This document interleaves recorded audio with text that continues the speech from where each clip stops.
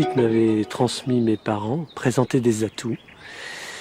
Pour pouvoir les exploiter, il fallait tout recomposer, il fallait réinvestir, et mon engouement pour mon métier date de cette époque-là. Les responsabilités, mais avant tout, je crois pour moi c'est de créer. Je n'imaginais pas du tout continuer ma vie sur un tracteur en fait, et que j'avais besoin de créer quelque chose. C'est au fond de moi, je crois que j'ai une âme d'aventurier. Je me suis un peu retrouvé au chômage, et après différents emplois dans un petit peu tous les secteurs, avec mon épouse, on a décidé de créer notre entreprise. Au départ, il faut qu'il y ait l'envie personnelle de créer quelque chose et de faire quelque chose. C'était pas un choix de créer une entreprise, mais c'est devenu une passion totale. Donc après avoir travaillé 12 ans au service des autres, j'avais envie de faire aussi quelque chose pour moi.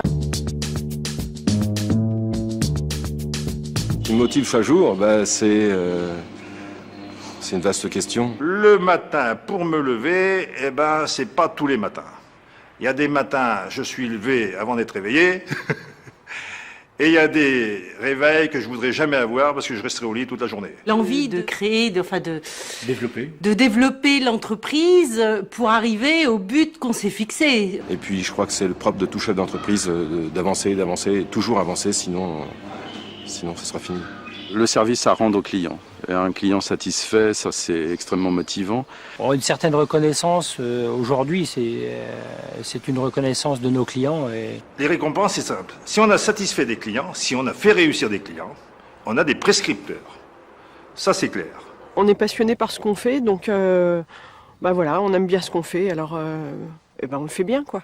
Ce qui est intéressant, c'est aussi de se dire qu'on est meneur d'hommes puisqu'on a des salariés.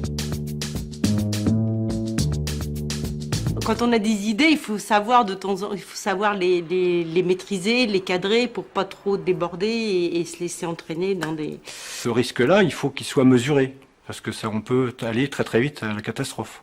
Donc si on n'est pas bien entouré... Un motoculteur qui démarre pas, c'est pas grave. Le plus grave dans une entreprise, c'est l'ouvrier qui est en panne de motivation. Je me dis qu'il y a toujours une solution à un problème. Aujourd'hui, nous bossons avec mon épouse 7 jours sur 7.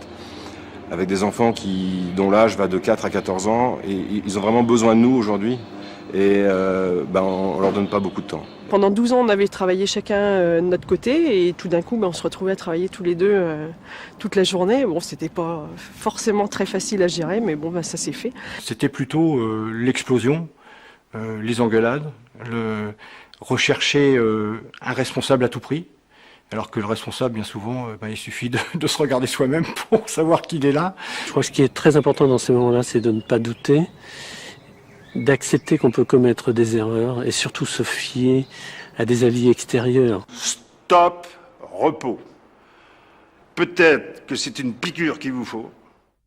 Depuis plusieurs années, le CNCER a mis en place un stage « Entreprendre et réussir ». Une formation et parfois une remise en cause. Alors j'ai participé au groupe Entreprendre et Réussir. Le fait d'aller à ce genre de formation, c'est vraiment très très enrichissant. Et vous rencontrez des gens qui vont vous donner des structures de repartir en réussite. Et au retour de ce stage, on s'est aperçu qu'en fin de compte, c'est pas du temps de perdu. Et Entreprendre et Réussir m'a aidé à concevoir et à mettre en route ce projet en fait. Ce qui est clair, c'est que créer notre entreprise telle qu'on l'a fait, il est clair qu'on le refera.